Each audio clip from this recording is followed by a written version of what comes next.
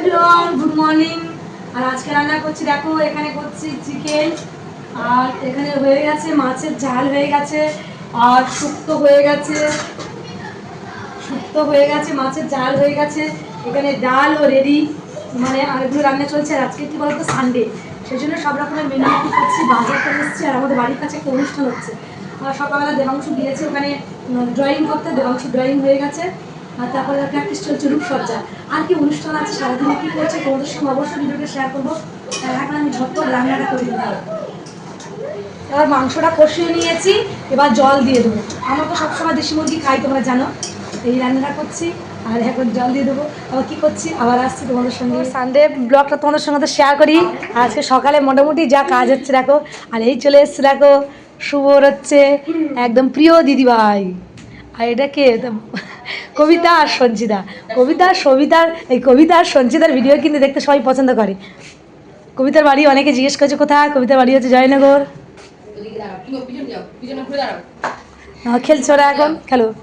আজকে হচ্ছে দুপুরবেলা রান্না হয়েছে, দেখো রবিবার দুপুরে রান্না হয়েছে।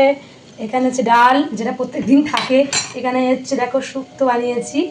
আর এখানে হয়েছে দেখো অল্প করে মাছের ঝাল। আর এখানে আছে দেখো আচার আছে। এখানে আছে দেশি মুরগির ঝোল, আর শেষ পাতে ছিল শশা আর পাতিলেবু। অপূর্ব মনোরম দৃশ্য। এই দৃশ্য দেখার জন্য আমাদের আবার একটি বছর অপেক্ষা করতে হবে।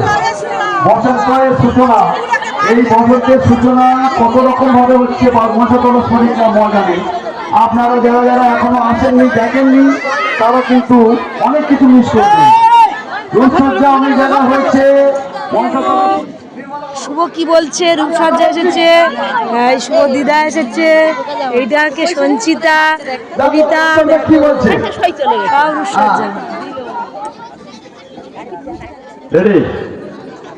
হুইসেল দেওয়ার পর বিচারক মন্ডলীরা তারা শুরু করবেন, এবং হুইসেল দেওয়ার পর তারা আপনারা মাঠ ছাড়বেন। সম্পন্ন হলে আবার একটা হুইসেল দেওয়া হবে। দিন হুইসেল দিন।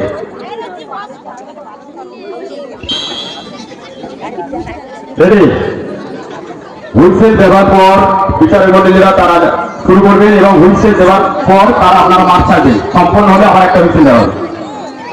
দিন হুইসেল দিন। সবকিছু হবে, খাওয়া দাওয়া হবে না, এটা হয় না। ফুচকা দোকানি তার আলু কাবলি ফুচকা নিয়ে চলে এসছে। জানিয়ে দেবো যে এখানে সমাপ্ত হলো কিনা। বিচারক মন্ডলীরা প্রত্যেকটা মিলিয়ে নিলে তারপর আমরা হুইসেল দেবো। প্রত্যেকে কাউন্ট করা যদি হয়ে যায় সম্পূর্ণ দেবো। তারপরে সবাই সান্ত্বনা পুরস্কারের মধ্যে থাকবে। যিনি এই সান্ত্বনা পুরস্কার ঘোষিত করছেন জয়া আল্লাহ মহাশয়া, অনেকে ধন্যবাদ।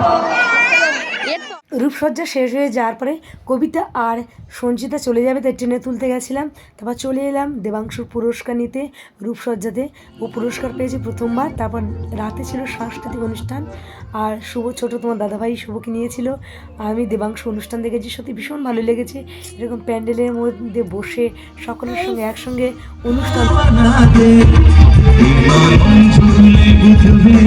দেবাংশু তো স্টেজ পারফরমেন্স করতে চায় না, ওকে জোর করে করিয়েছিলাম। আর ও প্যান্ডেলে বসে এরকম অনুষ্ঠানও দেখেনি আগে কখনো। আমার সঙ্গে দেখলেও ভীষণ ভালো লাগলো। আর আমি সব কিছু রূপসজ্জার সমস্ত সব কিছু রবিবারের ব্লগটা শেয়ার করলাম। কেমন লাগলো জানিও।